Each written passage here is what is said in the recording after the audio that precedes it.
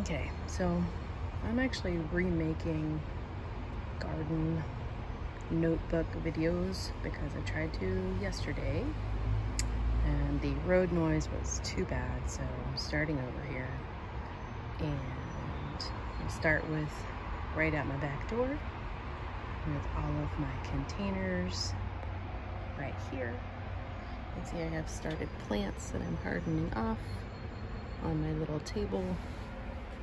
And I have a bunch of peppers. One is a purple beauty pepper. Some are unknown red peppers I just got from the inside of a pepper I bought. And some green zebras that are looking a little sad.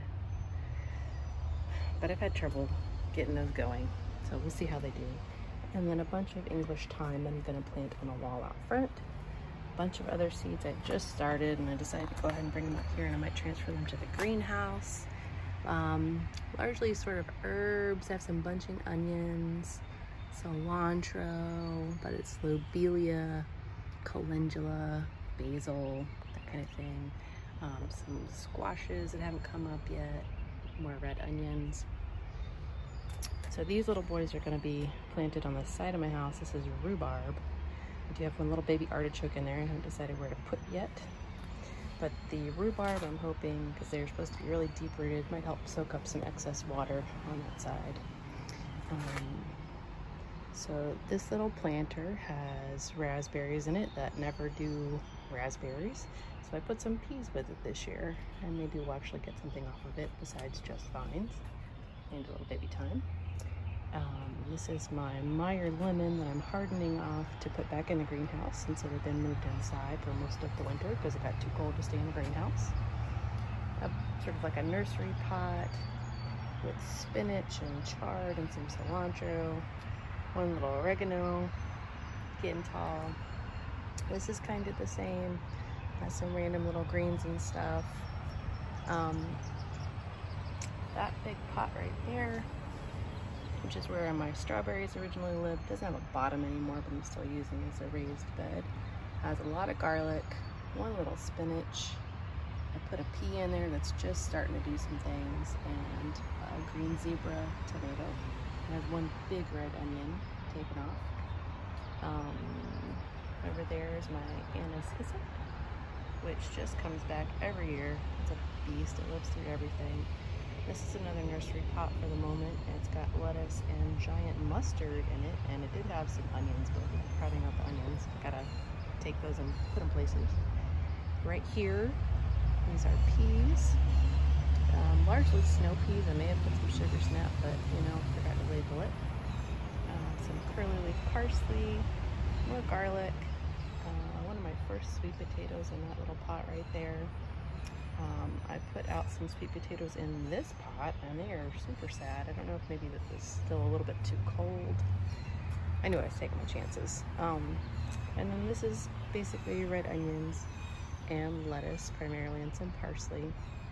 And my plan overall for the pot garden here is to, where you see potatoes, so this one and this one and that one, those are all going to stay potatoes for the season. And then this one, and maybe that one, and that one are going to be sweet potatoes. And then at the end of the season, because I think pretty much all the soil here is spent, and rather than refurbishing it, which I could totally do, but I like doing things the hard way, I'm going to use it to start filling in that bed right there. So we've started terracing, and I'm taking a couple permaculture principles, one called hugelkultur, and also water management techniques with terracing, where the idea is to keep water on your property to help with production. So you stop it, slow it, sink it, spread it, which is kind of what we're doing here with the terraces.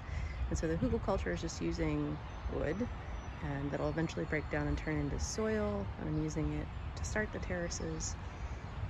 And eventually we hope to replace the wood, come behind it, and put actual little maybe stone walls in, but you know, that's in the future and I'm just not waiting for it. So we're doing with what we have.